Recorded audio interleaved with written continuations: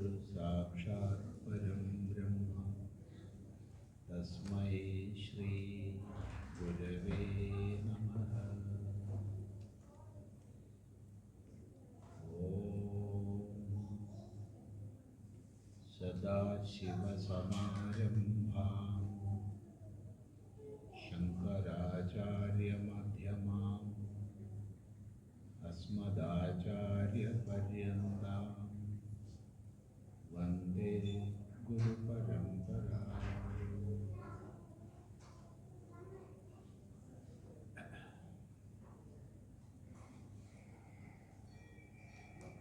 I'm very happy to be here with you all. Today,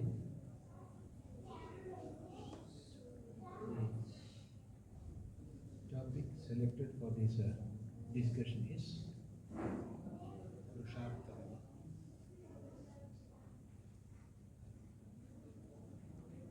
It is finding purpose, balance, and happiness.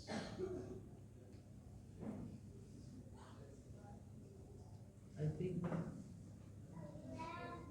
instead of going for a one-way lecture,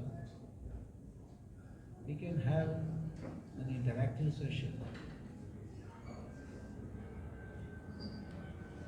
a question and answer session. In that, we can go to different topics. You can ask whatever you want to ask. There is no any subject restriction. So if such a question and answer session is there, it will enter into the heart of those who are here. Otherwise, a man coming and giving a lecture, it won't enter our heart directly. However, we have taken a topic. So, first, let us have a short talk on that. After that, make use of time. Feel free to ask. We are one. So we can discuss whatever we want to discuss. Here, all of us are human beings.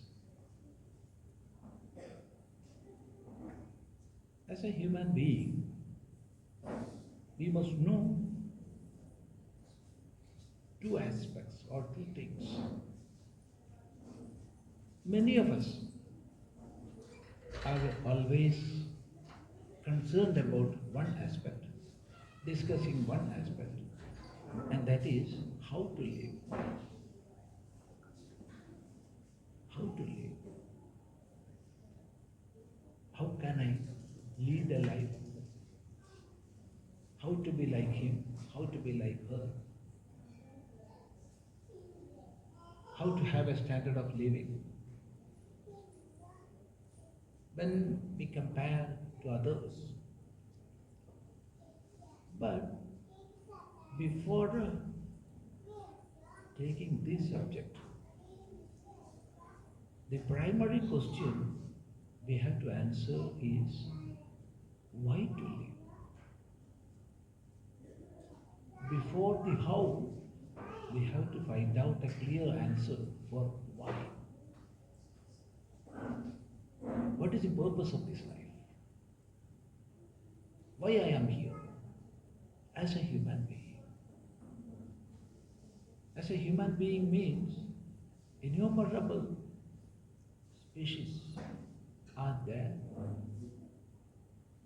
We cannot count how many species of flora and fauna are living here. But in the Veda, it is repeatedly said, Purusho Vava Sukrutam, Purusho Vava Sukrutam. The greatest manifestation is in the form of human being. And just think, what is the speciality of human being? How we are special? What is the greatness of human being?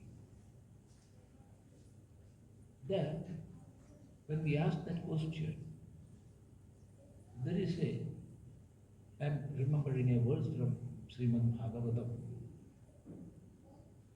saying what is the greatness of human being. Veda said, Purusho Bhava Sukrita. Human being is the greatest manifestation. But what gives that greatness? The Bhagavata, it is clearly said, Srishtva Purani Vividhanya Jayatma Shaktiya Vrikshan Sarisrupamrugan Khagadamsha Matsyan Taistairatushta Hridaya Purusham Vidhaya Brahmavalokadhishanam Mudamapadevaha. It is said, Srishtva Purani Vividhani Ajaya Atma Shaktiya. Ajaya Atma Shaktiya.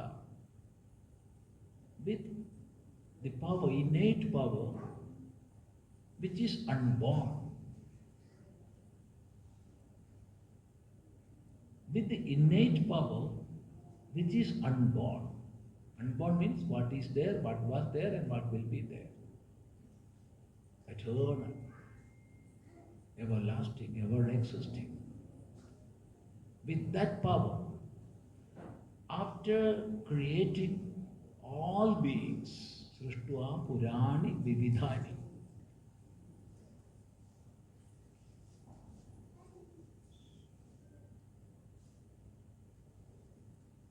their names of many creations are enumerated.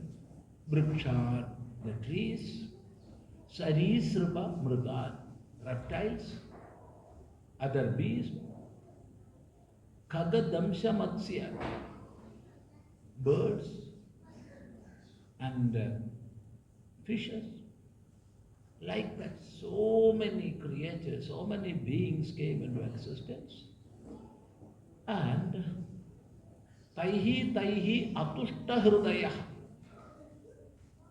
With them, Ishvara sat without happiness.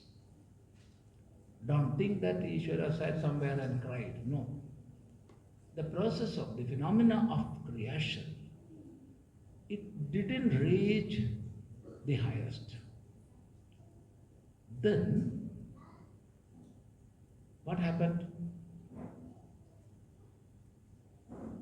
Taihi atushta hridaya purusham vidhaya mudamapadevaha. Mudamapa. The verbal meaning is he got the highest happiness when created human being. Why? It is said Brahmavaloka Dhishanam. Brahmavaloka Dhishanam.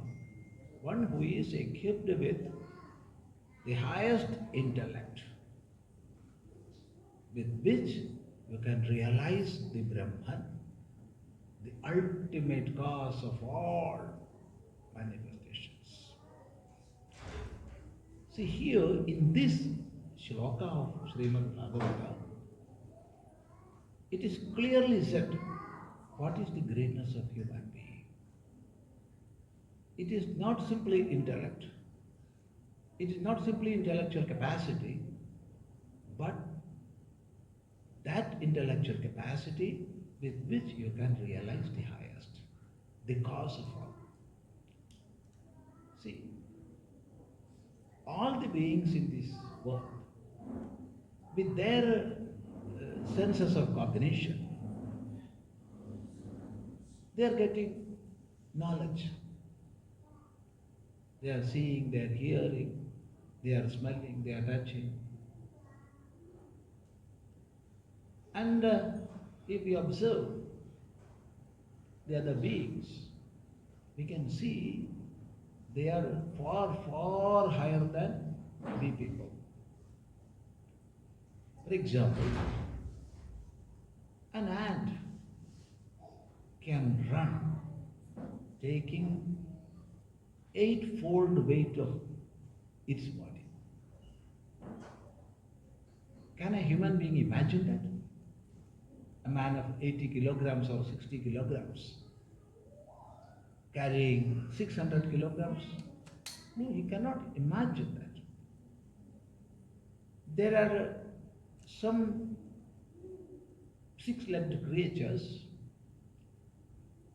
they will mate for a week. Male and female will be going together. Can a human being imagine that? Hearing the sound of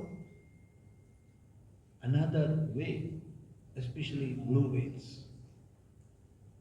from 400 kilometers away, can a human being imagine that? No.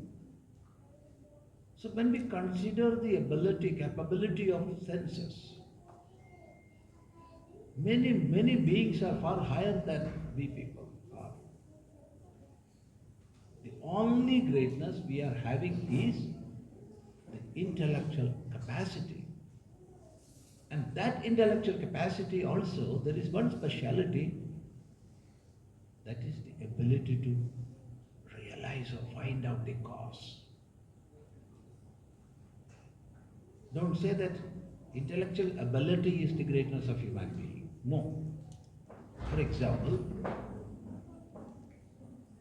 a cough. It will go in search of its mother and find it out. When natural calamities happens, for example, earthquake or such other natural calamities happens, the beast staying in forest and other places, they recognize far earlier than we people with all equipments that we are seeing now. So almost all beings in the world have intellectual capacity, not human beings alone. But our speciality is the ability to realize the cause of all.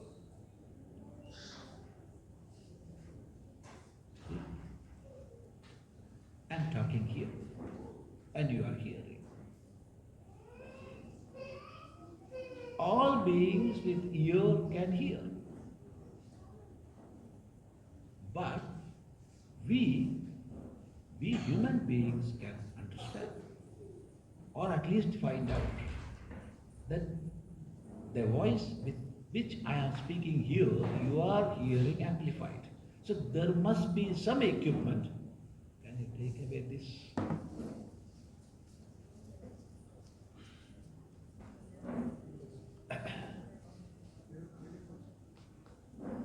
There must be some equipment which is amplifying this voice.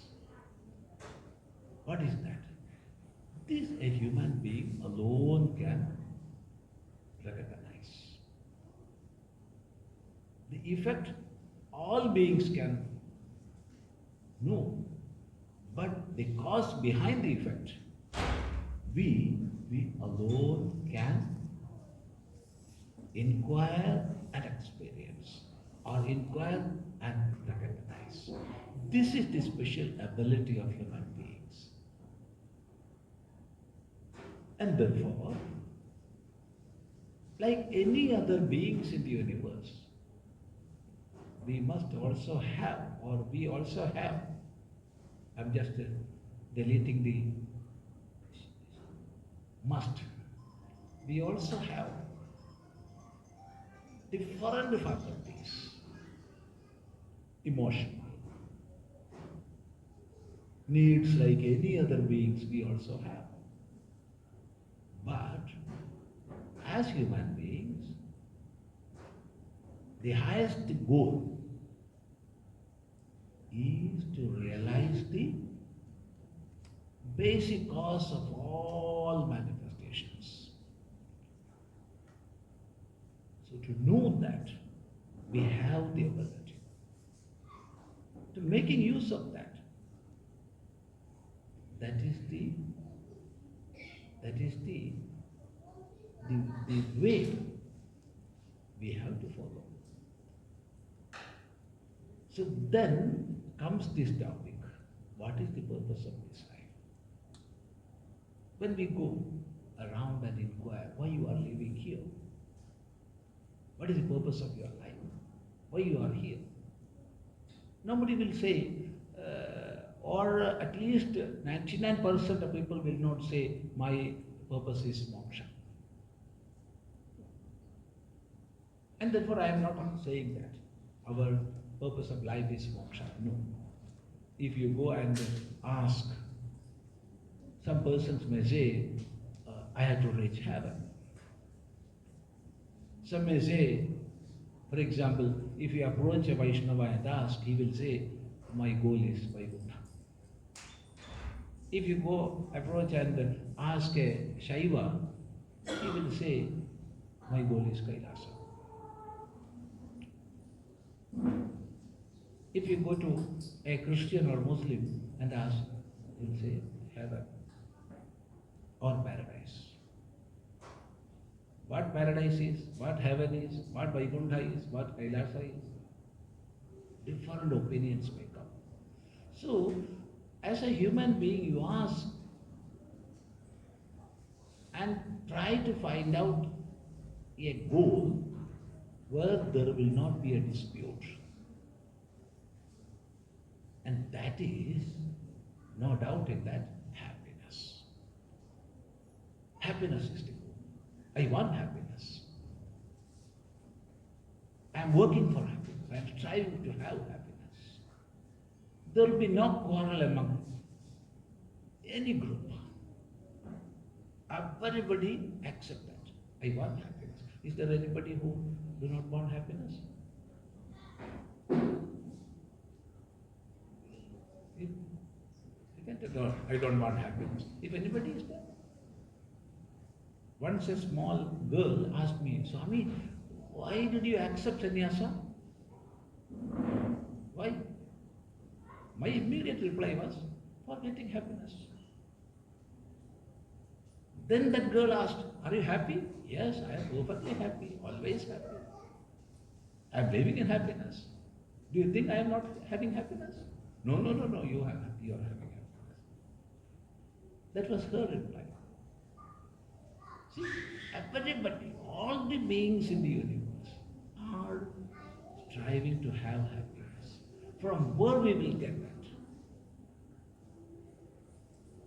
Their difference of ideas, difference of opinions, different levels are there. But everybody in the universe, all beings are living here for having happiness. And therefore it is said in our Ayurveda text, Sukhartha sarvabhutanam mata sarva pravrittaya. All the activities of all beings are for having happiness in life. So, first Purushartha. Purushartha means Purushaihi arthyade iti Purushartha. Purushaihi arthyade iti Purushartha. What is taken as the goal by human beings. That is Purushartha. So the first Purushartha is strive for happiness. We can call it need or lust or greed, whatever name. In Sanskrita it is called Kama. Kama. Kama is not something connected with the sex, no. It is not limited to sex. Kama is the need. For what? For having happiness. By getting this, I will be happy. By getting this, I will be happy. And that strive. It is Kama. We are striving for it. And we will go here and there in search of happiness. By getting this or by getting that, I will be happy. With that thought, we are living here. And this karma, all the beings are having. It is not one Purushartha of human being alone, an ant or a microscopic being, all are striving for that. They are working to have food, to find out mating, eating and mating, all this.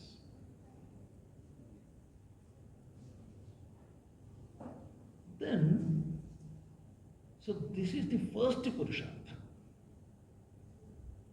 Which is the first Purushartha? Many will say Dharma is the first Purushartha. No. From the standpoint of a human being, Dharma is the first Purushartha. There is no doubt. For human being, Dharma, Artha, Kama and Moksha are the order in which we have to discuss Purushartha. But when we view from the standpoint of all beings, Dharma is not the first Purushartha, it is Kama. Strive for having happiness.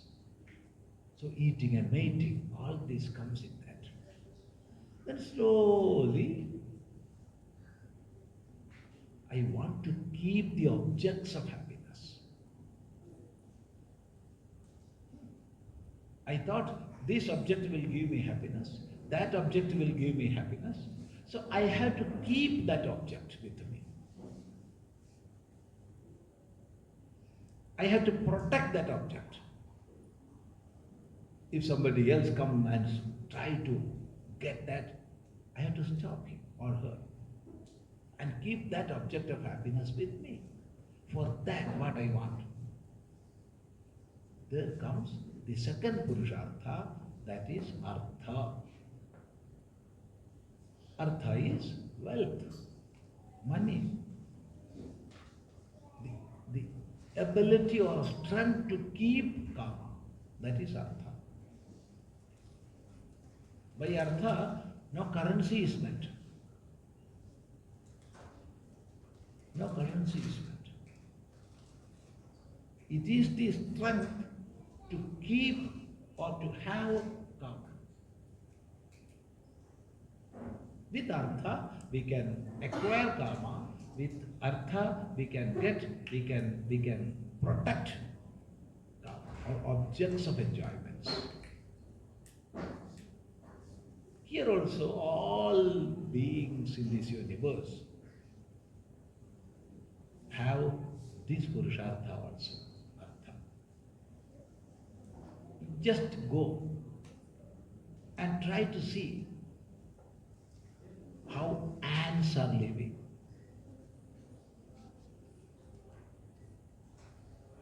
What much grains or what much wealth they are storing for their life. Just to see how honeybees are living, how they are collecting wealth from here and there and keeping at one place. Like that. See the life of many other beings. We can see Artha in their life.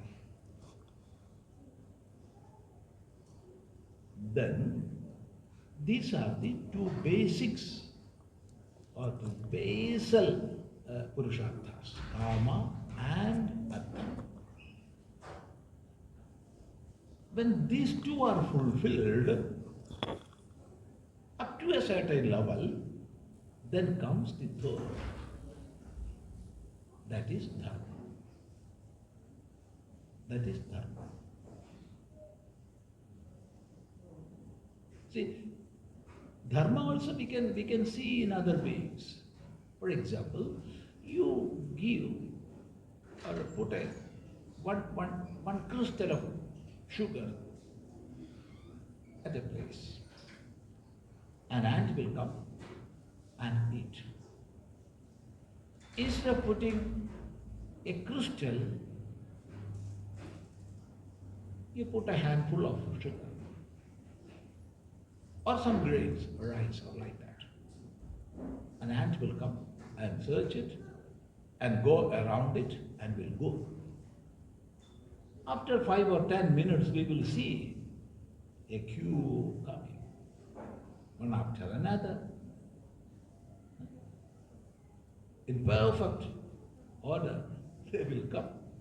There will be, of course, 3, 4 leaders will be there. They will go around, they will take one by one. You give 1 or 2 grains of food to a bird, it will come and eat. But you give a lump of the same grain and just observe.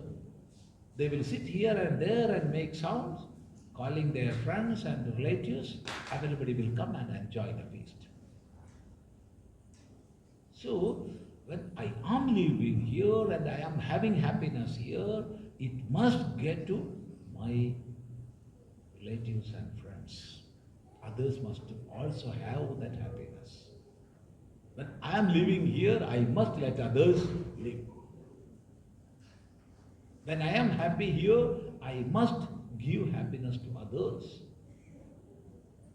I must share with others. This feeling is there not only in human beings but in other creatures. So that is dharma. That is dharma. I am striving to have happiness. At the same time, others must also have that. What I am getting here, I must share with others. Or at least others also must get that. This feeling, that is dharma. Exactly this is not dharma. Dharma is having a very vast meaning. But here the topic is not dharma, it is Purushartha, so therefore I am not going to explain that. If you have any doubt you can ask, then in the question and answer session we can go to that. However, now for the time being let us think, when I am living here and I am having happiness here, it must be shared with others. This feeling is there and that is dharma.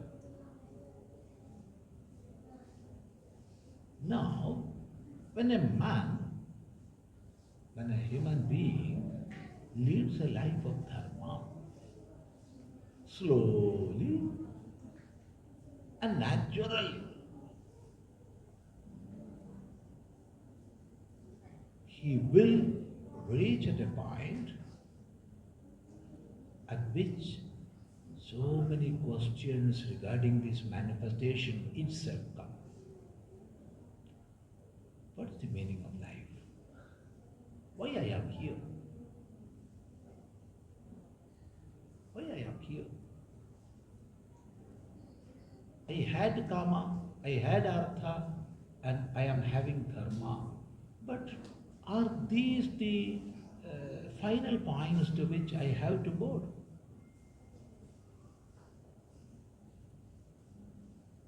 With these three, I have seen nobody fully fulfilled. So what is the purpose of this life? Why I am here? When can I have the ultimate happiness or fulfillment? These questions naturally comes in. Not that we are artificially making such questions, no. As we are human beings, when we lead a life of dharma, these questions will come within. Then we have to discuss about the final Purushartha, that is moksha. Not before that. Don't go into the street and teach moksha. No. Go to street and teach dharma. How to live. How to lead a dharmic life. What we have to do. What not to do. How to be a dharmic person. All this we can go to the street and teach. But those who are coming to know the secret of life, What is the highest purpose of life? Because with karma, with artha, with dharma, human life is not fulfilled. What is the fulfillment point? Where I will get that? To those who are having that thirst to know, to them alone, our Shastras taught about the final Purushartha, that is moksha. So what is moksha? It is the fulfillment. From happiness we have to reach satisfaction, and from satisfaction we have to reach fulfillment.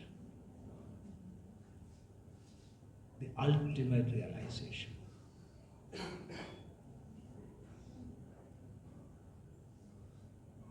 The ultimate realization.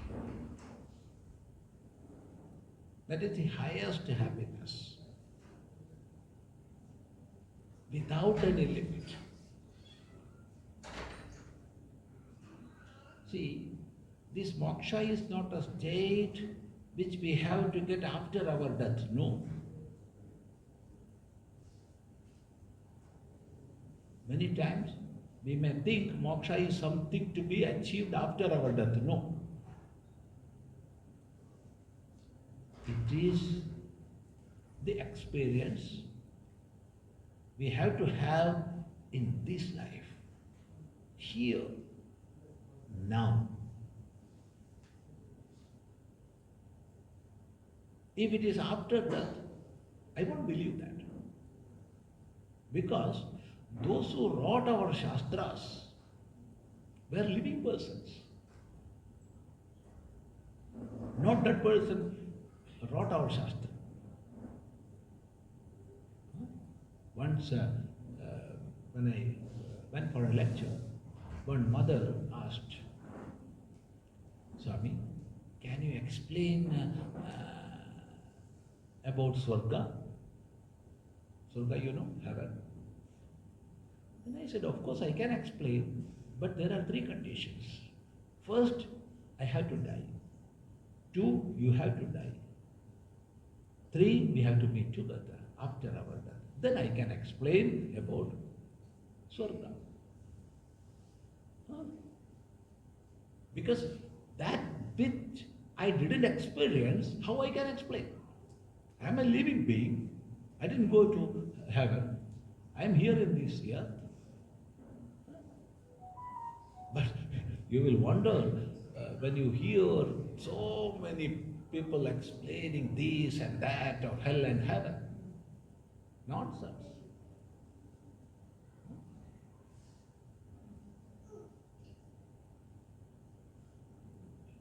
If moksha is something which we can reach or attain after our death, I will not believe the moksha shastra. I will not. Because I am here in this world, and those who wrote our shastras also are here or were here, living beings. See, the ultimate emancipation, liberation or moksha is freedom from all ignorance, freedom from all sorrows. That is the realization of ultimate happiness, which we can call Ananda, not Sukha. Sukha is limited. Limited to time, limited to climb. But Ananda is unlimited happiness. Where it is within ourselves, not something to get outside. No. The Ananda is our Swarupa. It is the essential nature of all beings. But without finding out that, we are searching here and there in search of happiness. We are running here and there. By getting that, I will happiness, or by getting this, I will happiness. Be happy. We are running behind objects, but in that run, we are not trying to find out our own self. What is my real nature?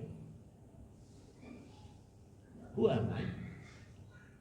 There is no doubt I am Ananda, the ultimate bliss. Our Shastras repeatedly exhorted this. Your essential nature is bliss, that of bliss.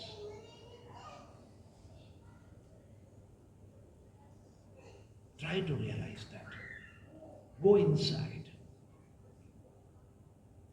Then we are repositories of that Ananda bliss.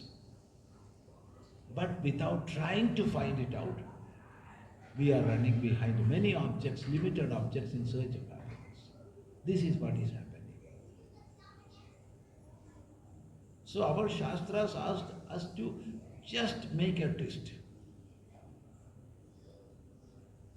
You inquire inwardly. So these lessons we must not teach to all. Those who are having that real thirst for that, for them alone, our acharyas, our shastras taught about moksha. So these are the Purusharthas: Kama, Artha, Dharma and Moksha. Now we can view the same topic from the human standpoint. As we are human beings, first Purushartha is Dharma. Why? There only human being begins.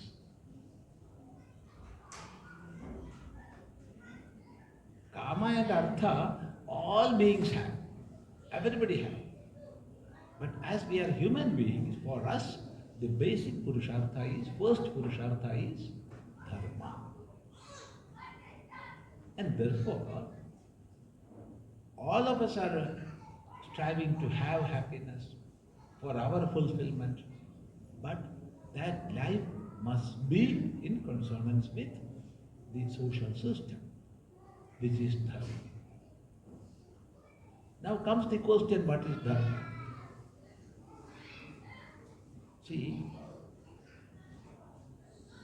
the term Dharma comes from the root Dharane. Dharane. That means that which is binding everything together is Dharma. Many a time we misunderstand Dharma as a religion. When we travel around middle Bharat or north Bharat, there they use the term Dharma as to mean religion. No, Dharma is not religion.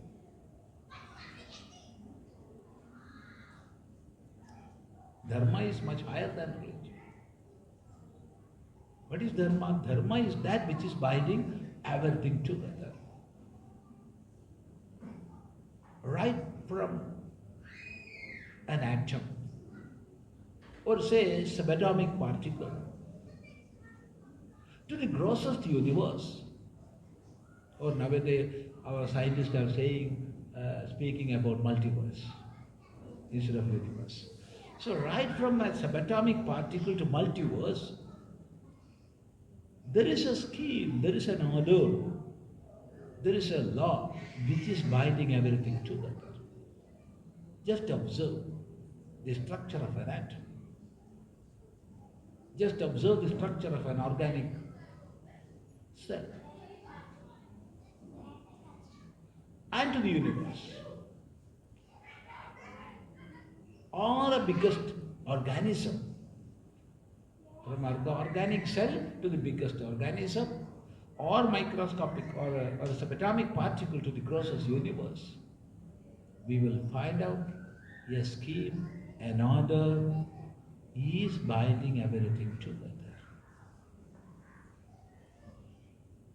And that order or that scheme is called Dharma. So it is the rhythm of the universe. It is the rhythm of the manifestation. don't think it is religion. Then some may ask, Swami, then what is the meaning of dharmic life? If it is the order or the scheme which is holding everything together, then what is dharmic life? Question will come. The reply is, we have to adjust our life in such a way that it will not disrupt the order of the universe.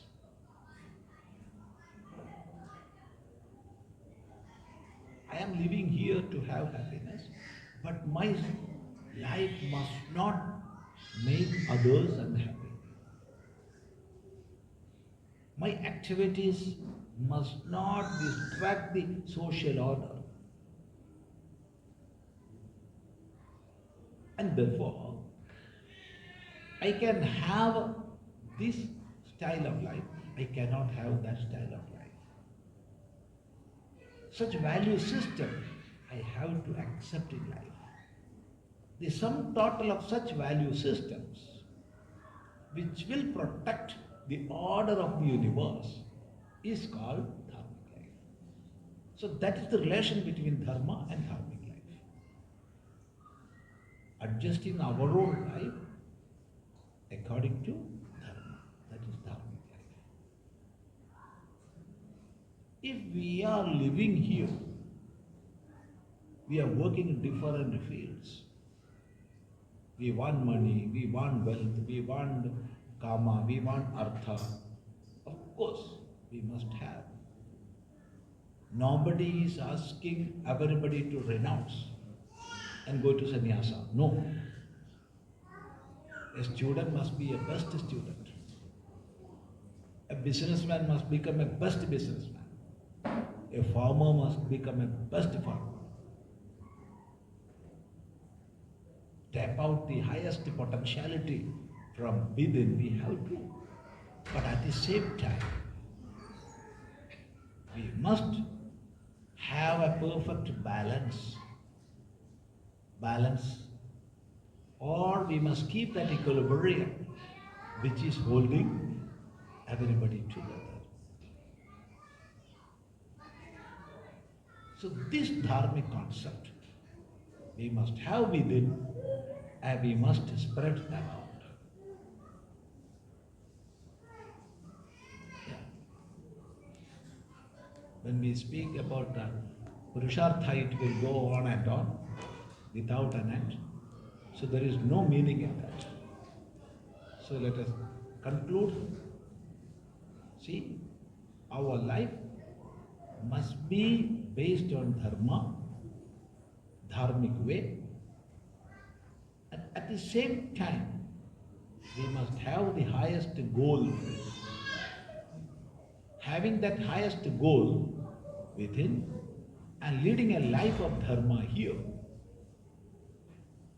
it will make a life, a balanced life, balance between the goal and the path, balance between individual and the society.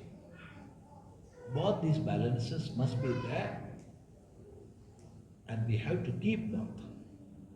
That is the dharmic life. Now instead of hearing a man talk, we can have interactive session. So without hesitation, you can ask whatever you want to ask. There is no any subject restriction, no subject restriction. Whatever you want, you can ask.